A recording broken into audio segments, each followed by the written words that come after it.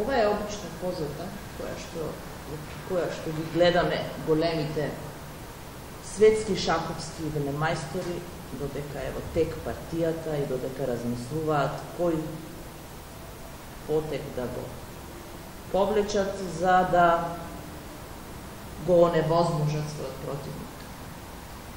Ова е веќе почната партија шах. Јас само дојдов тука и не знам дали би било добро да повлечам потек, но со Дино Табаковски ќе поразговараме за неговиот прв голем меѓународен шаховски успех. Дино се врати пред неколку денови од Загреб. Таму беше европско шаховско всушност надпреварување на шахисти и аматери. И Дино со себе го донесе овој прекрасен пехар, освои второ место. Браво, Дино. Благодарам. Кои би ми биле изгледите да те победам сега во оваа партија шах? Да, па има многу опции тука како може да продолжите. По различни варијанти, ама секој има своји преференции, нели? Значи, колку би било добро да го направам овој потек, да речем? Па тоа конкретно би било грешка, бидејќи коњот вреди повеќе од пешакот, што јас можам да го земам. Значи, да си останам јас на своето. Како помина во Загреб? Па поминав добро, би рекол, го освои второто место, ама секогаш нели може повисоко, можам да бидам и прв, можем и во повисоките категории да бидам прв и така, на тоа се стремам во иднина. Што е карактеристично за ова надпреварување во Загреб? Па ова надпреварување беше на европско ниво и сите играчи во Европа можеа да учествуваат. Имаше повеќе категории. Во мојата категорија до 1700 рейтинг. И тоа ти овозможи всушност да влезеш на ова европско првенство, да се надпреваруваш. Зошто стои предзнакот аматерско?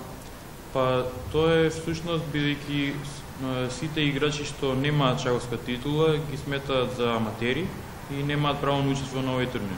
Значи ли тоа дека сега веќе имаш шаховска титула, иако е на европско аматерско шаховско првенство, дека не си веќе аматер? Па би рекол дека дефинитивно се вреднува тоа, но се уште не се сметам јас за некој не знам, образован шахист или барем на тоа ниво за да имам титула. Почнува новата учебна година. Да. Ти ќе бидеш во третата година. Во трета година. Дали си подготвен за новата учебна година? Па да, подготвен сум. Се припремав и за тоа додека имав слободно време од шах, додека не бев на турнири низ Балканот и така. Колку училиштето ти помага? Па во твоите амбиции да станеш подобар шахист? Да, училиштето стои зад мене во моите надпреварувања и има разбирање кога ќе треба да одам на турнир, но и јас за возврат треба нели да носам успеси. Те прашувам за училиштето заради тоа што има опција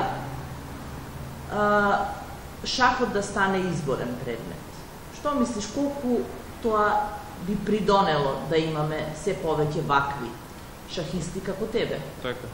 Па тоа мислам дека е добра идеја да се вклучи шахот како изборен предмет во прво и второ оделение, мислам.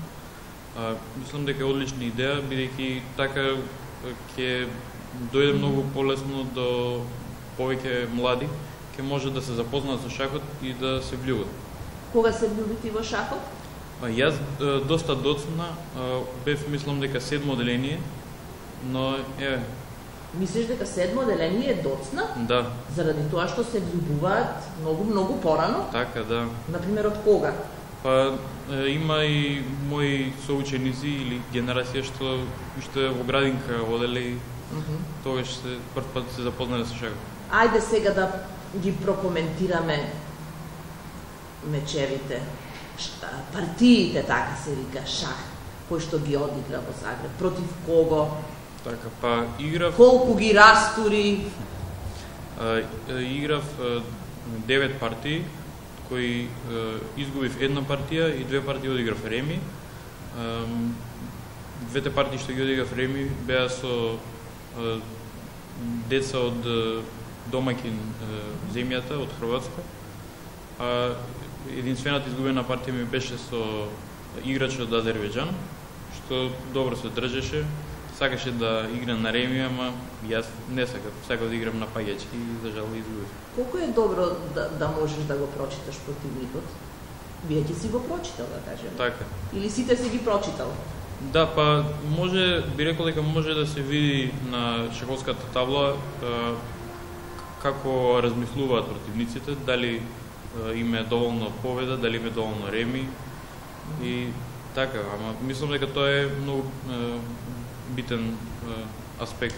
Обично се зборува дека горди сме на онаа партија што сме ја добиле. Дали е секогаш така? Дали може да бидеш горд на некоја партија иако си ја изгубил, ама си развил добра стратегија, ама противникот бил подобар од тебе? Така. Мислам дека да, според мене може да нели бидеме горди и на изгубена партија, ако добро сме играле, сме се држале до крај, но треба потоа да си кажеме во ред како можем уште подобро да играм за следниот пат нели да ја победам партијата. Колку си горд на тоа што го одигра, да кажеме, какви беа противниците, каква стратегија разви, заради тоа што ете јас слушам гласини дека стратегијата што си ја развивал, посебно на последниот меч, била перфектна. Така, па во последната партија ја играв всушност за и да ја земам наградава, морав да победам и бев фокусиран само на тоа да ги играм најдобрите потези, да трошам колку било време само за да ја победам партијата. Ова партија шах сега што ја гледаме, дали е инспирирана од некој веќе одигран шаховски меч или? Да, па ова е всушност позиција која што настанала многу пати претходно во минатото и од тука се инспирирани многу потези, многу различни идеи и позицијава е полна со различни начини за како да се стигне до победа. Како би ме победил сега? Па треба најпрво да ги развијам фигурите, па да направам рокада, како што се шаховските принципи и после тоа да ги туркам пешаците во центарот и така да пробам низ центарот да победам. Ти пожелувам многу победи во Игнар. Благодарам. И да се видиме повторно. Зад оваа европска вице-шампионска шаховска титула, што гордо стои до името на Дино Табаковски, секако дека стои и името на учителот. Македонскиот шаховски велемајстор Драган Јачимовиќ е менторот на Табаковски. На домашните надпревари, неговиот ученик ги брани боите на шаховскиот клуб Алкалоид.